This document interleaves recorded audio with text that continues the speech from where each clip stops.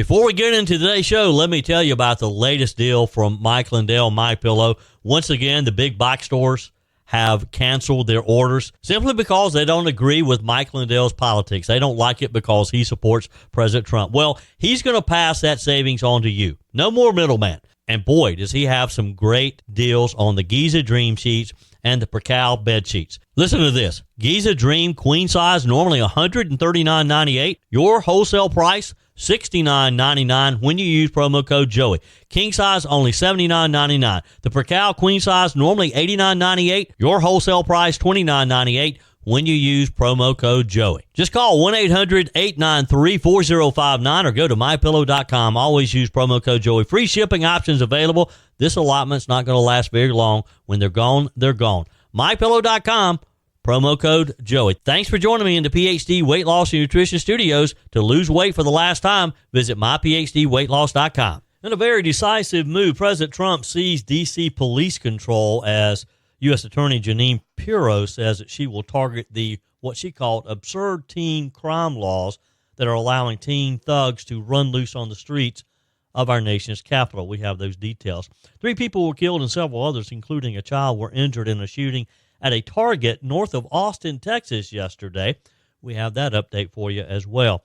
We have an update also on the explosions at a U.S. steel plant near Pittsburgh that left 1 dead, 2 missing, and at least 9 others in hospitals yesterday.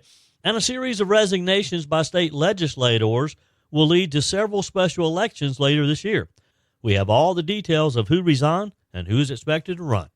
I told you we'd be back. And ye shall know the truth, and the truth shall make you free. It's Joey Hudson. I wanted to name it the Joey Hudson bill, but, you know, they don't allow you to put names on bills. But I wanted to call it the Joey Hudson bill because I know that one's been near and dear to you for a number of years. That's how it's done. Let your voice be heard. And the truth shall set you free. Here's Joey Hudson. At a White House press conference yesterday, U.S. Attorney for D.C. Jeanine Pirro, flanked by President Donald Trump, Defense Secretary Pete Hegseth, and Attorney General Pam Bondi, laid out an aggressive crackdown plan on violent youth crime in Washington, D.C. Ms. Pirro said too many violent offenses in the city are being committed by teenagers who face little more than probation because of their age. She promised to, quote, change the laws to target offenders as young as 14 who are armed or involved in gangs, blasting D.C.'s no-cash bail policy as absurd and vowing to go after the city council for passing weak crime laws. Thank you very much, Mr. President, and thank you, Madam Attorney General, and to all my partners here. We all want the same thing. We all want a safe city. We want a safe capital. We want to be able to bring our families here. We want to be able to come and enjoy the history that makes this place great. And unfortunately, we are not in that position right now. And Mr. President, I want to thank you for taking the step that we need right now to make criminals understand that they are not going to get away with it anymore. And I'm not going to stand here and go over and over the cases. But what I can tell you is this. I see too much violent crime being committed by young punks who think that they can get together in gangs and crews and beat the hell out of you or anyone else. They don't care where they are. They can be in DuPont Circle, but they know that we can't touch them. Why? Because the laws are weak. I can't touch you if you're 14, 15, 16, 17 years old and you have a gun. I convict someone of shooting another person with an illegal gun on a public bus in the chest. Intent to kill? I convict him. And you know what the judge gives him? Probation. Says you should go to college.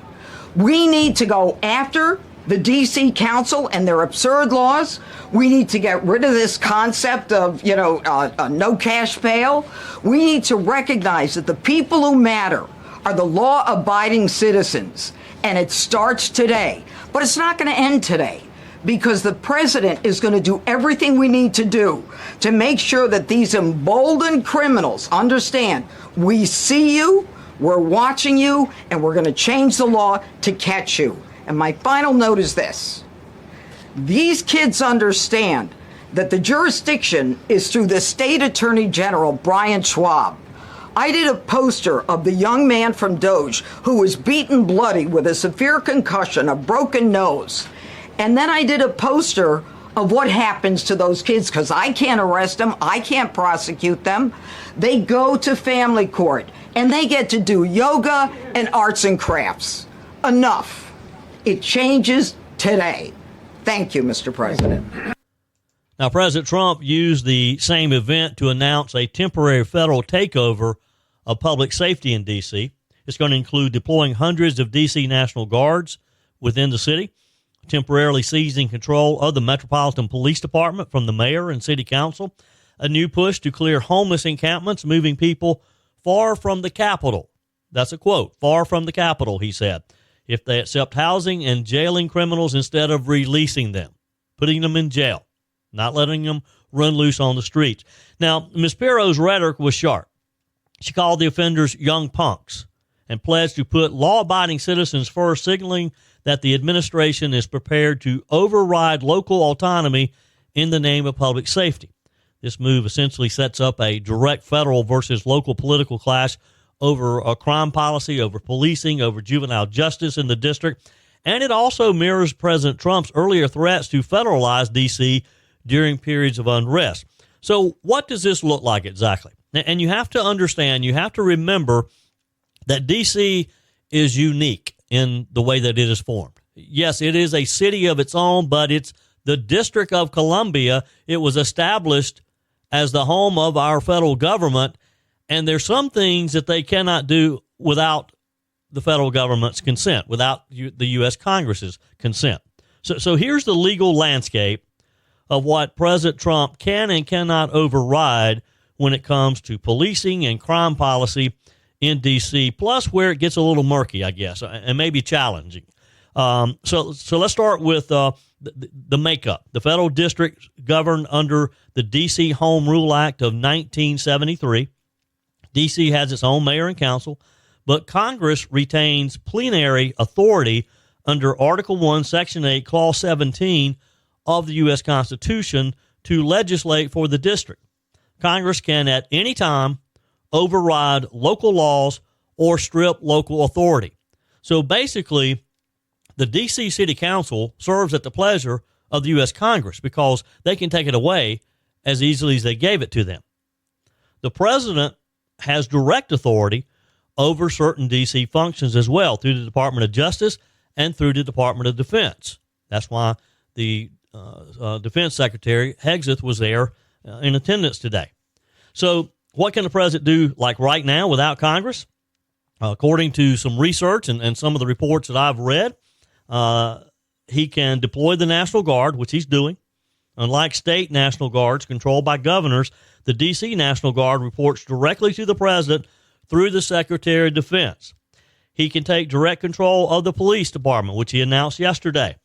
He can appoint the U.S. Attorney for D.C., which he has done. That's Judge Jeanine Pirro, formerly of Fox News. He can override local prosecution through federal charges. D.C. has no separate state-level criminal court system. Felonies are prosecuted in federal court. Federal law can be used for guns, gangs, and drug crimes, bypassing local leniency. And I suspect that that's what Judge Jeanine was talking about doing today. What can President Trump not do without Congress? Well, some of the things that Judge Jeanine Pirro, and I keep calling her judge, she's U.S. Attorney Pirro, is promising, like rewriting juvenile crime laws, do require Congress to amend the D.C. Code because those laws are passed by the D.C. Council under Home Rule. Specifically, President Trump cannot unilaterally lower the age for adult prosecution. He cannot abolish D.C.'s juvenile justice protections. He cannot repeal D.C.'s no-cash bail law, nor can he change sentencing guidelines for local non-federal crimes. But he can certainly have influence. He can urge Congress to do so, and I think with the temperature that we're seeing right now across the country with some of this violent crime, I don't know that he'll have a hard time convincing Congress they need to take action. He can pressure House Republicans and their Senate allies to pass a joint resolution disapproving specific D.C. legislation under the Home Rule Act's 30-day review period. There's some things that probably are considered gray areas that will likely trigger lawsuits. I suspect the D.C. City Council will end up suing the federal government. They're not going to win, I don't think, because, again, keep in mind, the Congress could just dissolve them if they want to. Some of the things that Trump is talking about doing that could probably fall into that contested legal territory, sustain federal control of the Metropolitan Police Department beyond a clear emergency. So, in other words, there's probably going to be a time limit that he's going to be allowed to do that. The mass homeless encampment removals could run afoul of the Eighth Amendment, according to a report I read in the New York Post, though recent Supreme Court shifts may weaken that barrier. Using the Insurrection Act for crime surges would be probably somewhat novel and probably would be challenged in court too. But again, there's so many of these things that I don't think the city council is going to go too far out on a limb and test the U.S. Congress's appetite for reining them back in, because people are tired of what's happening in the nation's capital. Congressmen, senators, they don't want to for their families to be under risk of being attacked. They don't want their staffers at risk of being under attack. They don't want to have groups of their constituents, you and me, up visiting the nation's capital and potentially be attacked by these bunch of thugs running loose. And it is. Judge Jeanine was right yesterday. You look at some of the recent cases, and it's 14-year-old, 15, 16, 17-year-olds, and they know they can get by with it. They know they're underage, and there's not a lot that can be done to them. I got a feeling, though, that is going to be changed, and very quickly. America is in a health crisis, and by America, not just strangers across the country. It's personal. Me, you, friends, and family. And a major cause? Excess weight. Joey Hudson here. The solution isn't expensive shots like Ozempic. It's learning how to eat and think about food differently, and that's what PhD Weight Loss does. Their clients lose up to a third of their body weight, no drugs, just real food, behavioral coaching, and proven science to turn your body into a fat-burning machine. Sure, you could spend up to $20,000 a year on injections that burn muscle, not fat, and come with risks like pancreatitis or bowel blockages, only to gain it all back. PhD helps your body naturally produce weight loss hormones like GLP-1s, no shortcuts, just results that last. Already on Ozempic? Dr. Ashley Lucas and her team will help you safely transition off and keep losing weight. Let's make America healthy again. Call 864-644-1900. That's 864-644-1900 or visit myphdweightloss.com. While we're talking about violent crime, and we have seen a lot of it recently, it appears, these people committing these horrible acts because, again, they know they can get away with it. There's no consequences in many of the cases. Now, and it's not just limited to these teenagers who know they can get away with it, because there are a lot of adults in certain areas know, too, that their local government, their local judges aren't going to enforce the law. They're not going to be very hard on them. They don't believe that you should put people in jail. And let me give you an example. Let me paint a picture for you here, and it's not a pretty one. We're talking about a case out of Baltimore that literally would just make your blood boil.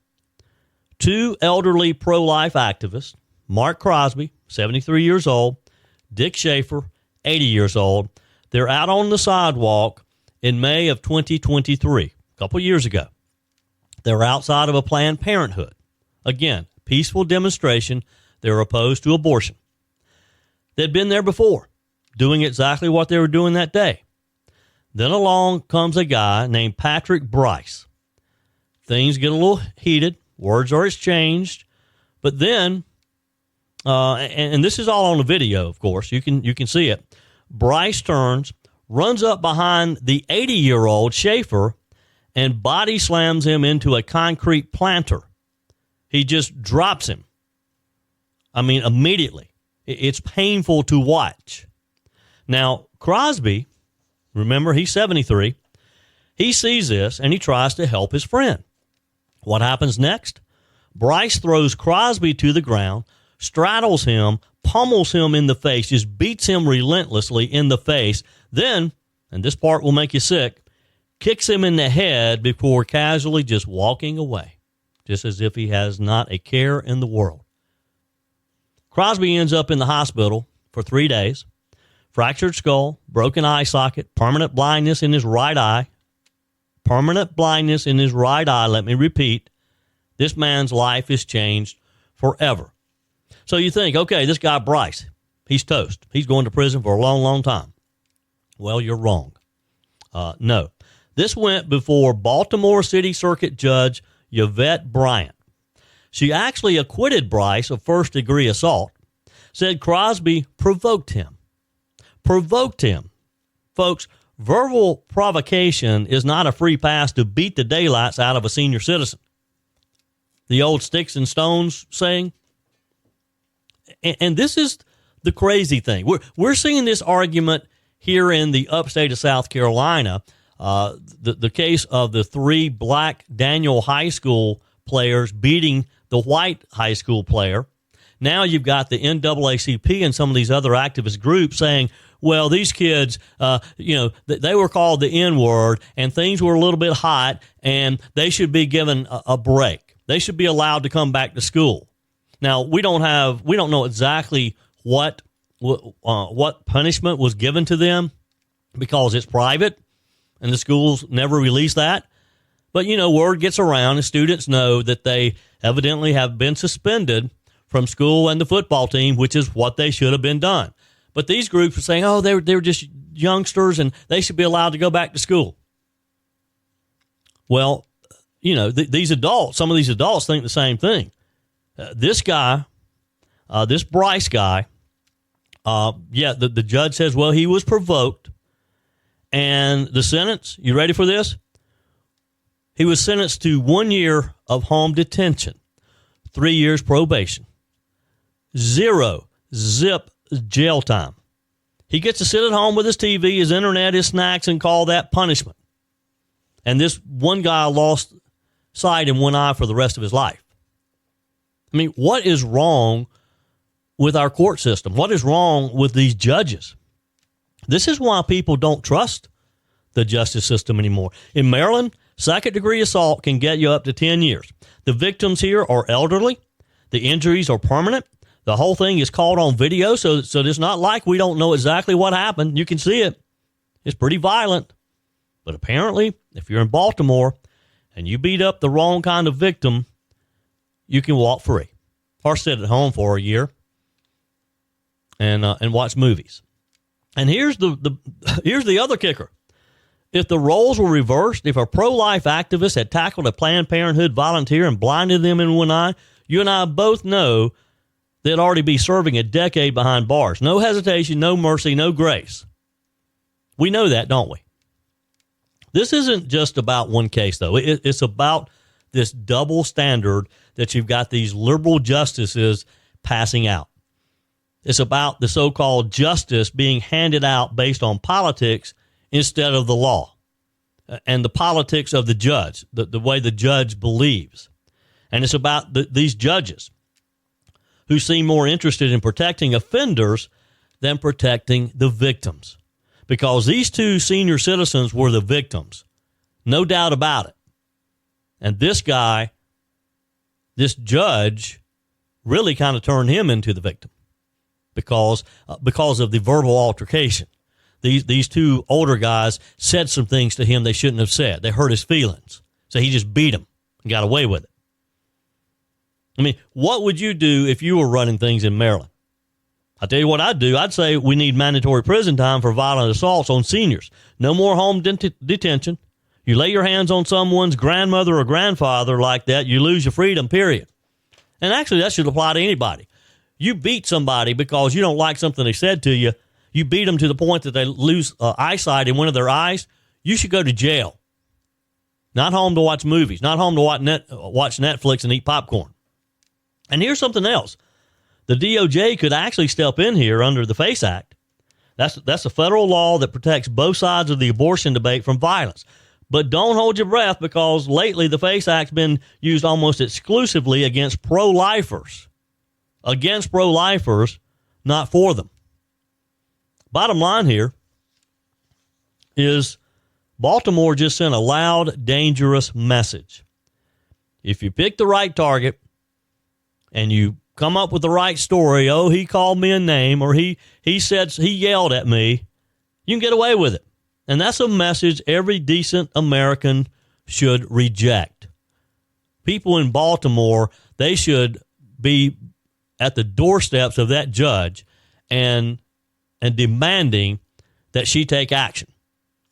Because this guy, Bryce, he'll be back out on the street. He'll beat somebody else. He knows he can get away with it now. Now, I could actually break down exactly how this sentencing lines up or doesn't line up with Maryland's own guidelines, and it might make you even angrier. I mean, that's probably another segment. The bottom line is, folks, we got to get these judges, we got to get their attention.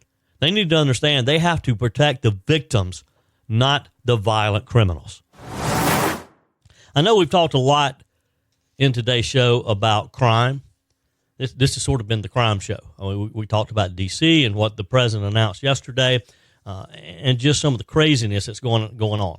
The situation in Baltimore. I mean, you know, yesterday there's a lot of focus on D.C. and how they're allowing just these young punks, as Judge Jeanine described them, terrorize the city. But it's not just young punks in some of these cities. I mean, I also told you the story a minute ago of the adult who assaulted a 73-year-old and an 80-year-old and beat them to the point one of them lost eyesight in one of his eyes for the rest of his life. Have you noticed, too, that when we witness a shooting, that they kind of start being repeated around the country for a period of time? Since the shooting in New York City a couple weeks back, there have been several others now. And yesterday afternoon, again, 3 people were killed. Several others, including a child, were injured in a shooting at a Target in Central Texas. Law enforcement has confirmed that a suspect was detained following the incident. Officials told KVUE that between 3 and 5 victims were shot, including the child, who fortunately is not among the dead. The Austin Travis County Emergency Medical Services said that it had treated 4 patients involved in the shooting. The suspect was described as a white man wearing khaki shorts and a Hawaiian and floral shirt. More details are expected to be released later this morning. Explosions at a U.S. steel plant near Pittsburgh left 1 dead, 2 missing, and at least 9 others in hospitals yesterday, with emergency workers searching the rubble for more victims, according to the Associated Press. The explosion sent black smoke spiraling into the midday sky in the valley there, a region of state synonymous with steel for more than a century. An Allegheny County Emergency Services spokesperson said 1 person died in the explosion, 2 were unaccounted for, others were treated for injuries, many of them transported by ambulance to the local hospitals. The plant is a massive industrial facility along the river south of Pittsburgh. It's considered the largest operation in North America, as one of the 4 major U.S. steel plants in Pennsylvania that employ several thousand workers. Allegheny County Emergency Services said a fire at the plant started around 10:50 a.m. yesterday. The ensuing explosion sent a shock through the community and led to officials asking residents to stay away from the scene so that emergency workers could do their job and respond. So far, the cause of the blast has not been determined, or at least has not been made public. Zachary Boudet, a construction worker near the scene, told local media it felt like thunder.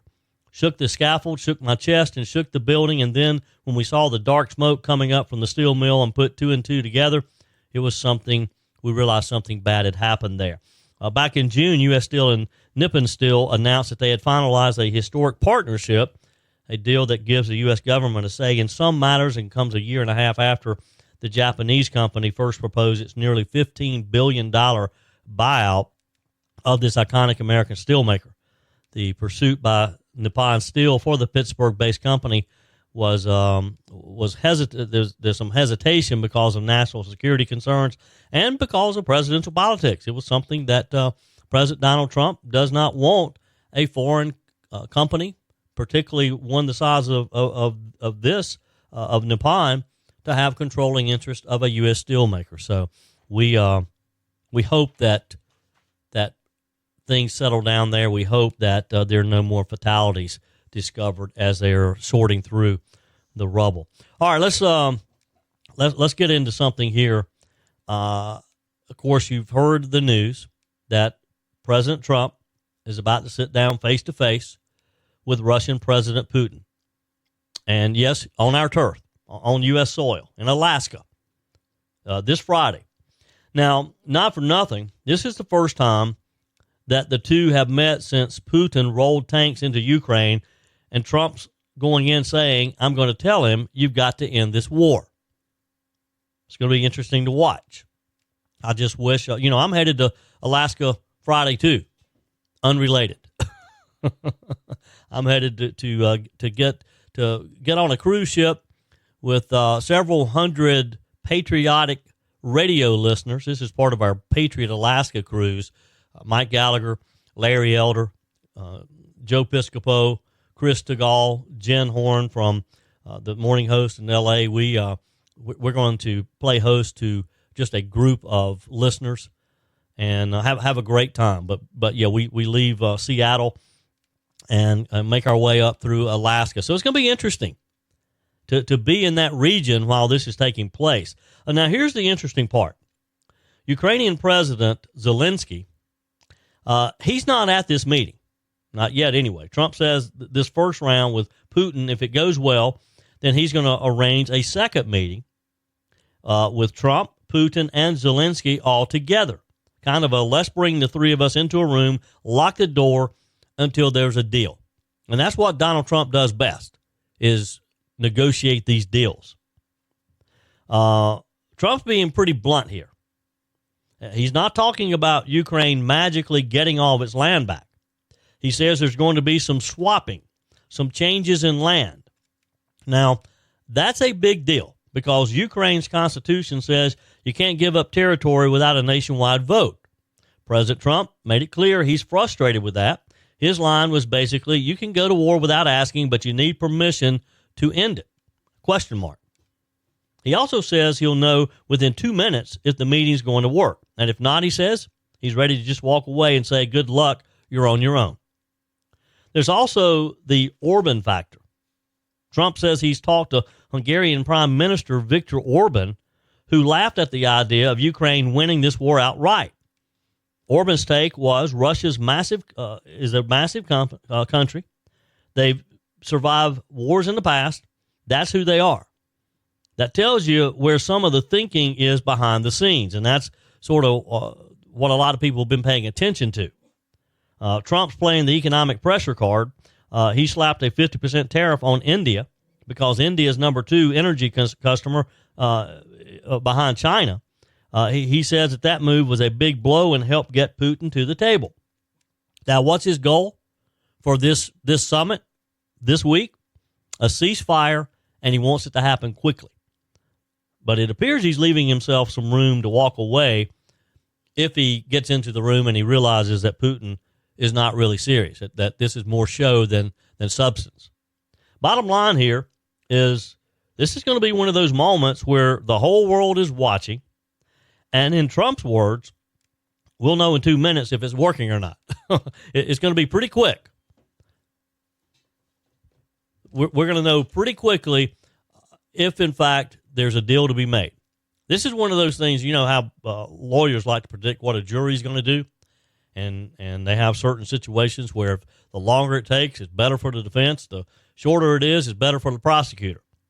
So there's going to be a lot of play-by-play calling here among the media when the two go into the room and close the door. Wouldn't you love to literally, the old saying, be a fly on the wall in that room, to hear them talking, to hear what Trump, how he leads the negotiation, and how Putin responds to Trump? I mean, and the whole idea, and it appears to be the sticking point with Ukraine for a while now, that they don't want to give up any of their land. And I get that. I get it. Russia invaded them, and they want their land back. They want Russia pushed back to the previous border. But here's the question. Are they in a position to demand that? And I hate it for them. I hate it if they end up losing some of their land. But so far, we've been funding their war. And we can't keep doing that. So they're going to have to give up a little something to try to negotiate and get this done with Putin. And if it means giving up a little of their land, I'm with President Trump on that. They're going to have to be ready to pony up. Because I hope what they're telling them in the back channels, and there's always back channels, there's always things going on that we don't know about, probably don't need to know about. But I'm sure what they're telling Zelensky is, hey, look, we're going to pave the way here. We're going to warm Putin up, but you're going to have to be ready to make some concessions. You may have to give up some of your land. Right, wrong, or indifferent, you're going to have to be ready to do that, because here's the bottom line. The American people aren't going to keep funding this war. The American people is not going to spend another $1 billion, $2 billion, $3 billion, whatever the number is, so that you can get all your land back. I hope Trump, and I hope they're letting them know up front that that's the case, and that it's time to end this. It's time for the ceasefire. It's time for a clear way to get out of this war, so that people stop being killed, so that towns and homes and businesses are stop being destroyed, and that the American people aren't footing the bill for all of this. You agree? Text me, email me, joey@joeyhudson.com. Your comments are welcome on the Firmin Ford text line, 864-477-JOEY. That's 864-477-5639. Email's always welcome, joey@joeyhudson.com. Speaking of the Firmin Ford text line, it's never been more important to support locally run businesses owned by people who actually live here in the upstate. Let me take a minute to talk with you about our friends at Firmin Ford. If you're looking for a new vehicle, maybe a great pre-owned vehicle, one you can trust, or maybe you're looking to order that special vehicle. Either way, if you want a new one, a brand new one, or a pre-owned that you can trust, the folks at Firmin Ford, they're there to help you. Their name is on the sign because their name is on the line, because every single transaction is important to them. Jim Firmin, Matthew Firmin. They do business the right way. When you stop by, when you give them a call, or maybe when you just send them a quick email, you're always going to have access to a member of the Firmin Ford family. And by the way, they also offer great service, and you're not going to have to wait weeks and weeks to get it done. And you do not have had to purchase your vehicle at Firmin Ford. Doesn't even have to be a Ford. They service all makes and models. Visit my friends at Firmin Ford online at firminford.com, firminford.com. Wrapping up today's show, boy, yesterday was a busy day with resignations from the South Carolina General Assembly. Some unexpected. First, Representative R.J. May resigned his House seat 2 months after his arrest on charges of distributing child sexual abuse material, according to a letter the House Speaker's office received yesterday. The West Columbia Republican, who is still in jail, by the way, without bond, has been suspended from the House without pay since his June arrest, as is required by state law for any public official indicted on a felony. He was also the subject of a House Ethics Commission investigation, which would have been the first step towards expelling him from the House. May wrote in his letter, I have decided that it is the best interest of my family and constituents to resign immediately from the South Carolina House of Representatives. Please accept this letter as my formal resignation from the South Carolina House of Representatives. It's been an honor to serve the people of District 88.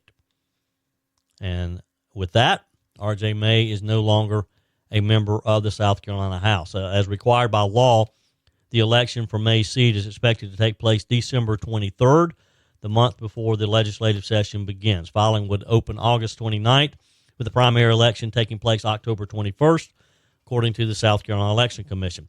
The office of the House Speaker, Merle Smith, must still officially set the dates, but that's according to the state law, that's how it should be. House Majority Leader Davey Hyatt from Pickens said he's unsure whether the ethics complaint he had filed back in May will end with May's resignation. He says he hopes it will expand to include May's consulting work. As owner of Ivory Tusk Consulting, May ran campaigns for GOP candidates who aligned with his own hardline conservatism. Payments from some of those clients, including members of the Freedom Caucus, continued until at least May, according to public campaign disclosures. Hyatt said, I hope members of the House Freedom Caucus don't think this will end this investigation. Representative Jordan Pace, the Republican from Goose Creek and Freedom Caucus chairman, said he welcomed May's resignation and had hoped the House would have already expelled him. May was a founding member of the Freedom Caucus and acted as its de facto spokesperson until the investigation became public. The investigation into May began back in April of last year, 2024, when social messaging app Kik notified a federal nonprofit that videos involving child sexual abuse had been sent from an account called Joe Biden 69. It's not funny what happened, but that was a little original. Joe Biden 69. Federal investigators tracked the account, which had saved 220 different videos and images depicting child sexual abuse. They tracked it to May's house and to his cell phone. Prosecutors said this back in June when they brought down the indictments. An attorney for Mr. May argued that someone had hacked into his accounts and had targeted 38-year-old father of two for political reasons. Now, during the investigation, Mr. May continued showing up to session every day, though he stayed quiet instead of participating in the debates, which he normally would. He continued to vote alongside the Freedom Caucus, though he hadn't been a member since news broke that investigators had seized his computers back in August. May is scheduled to appear in federal court August 20th of this month for a pretrial hearing. Jury selection for his trial is scheduled to begin September 10th, and his attorney asked Monday for a delay. We'll see if the court allows that. May was reelected just last year without opposition.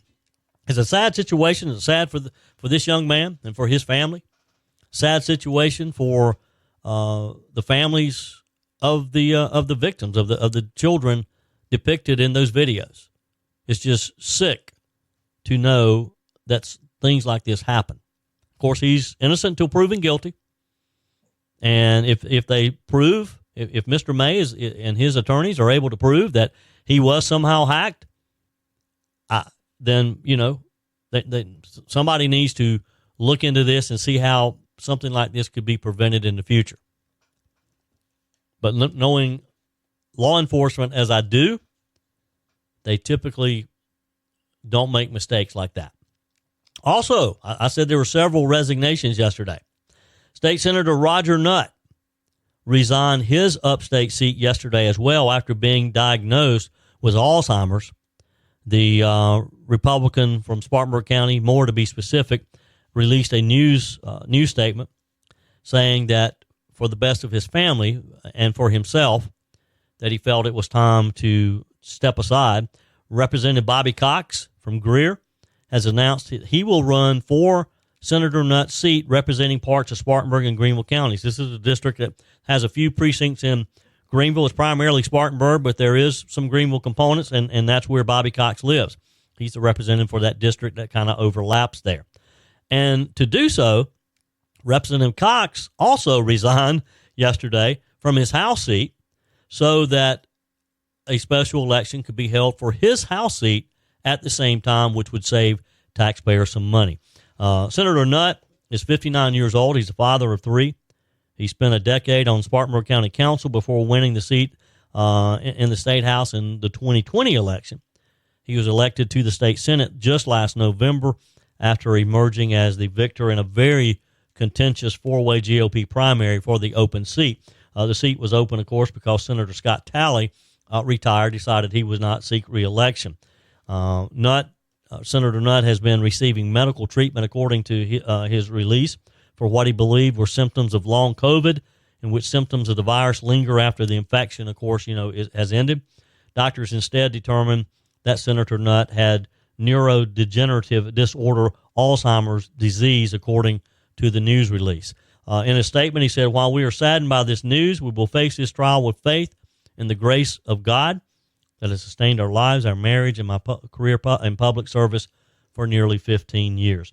Following the resignation, the Senate set the dates for an election to fill Nutt's seat, and per the timing, filing will open August 29th for party primaries, October 21st, a general election, December 23rd.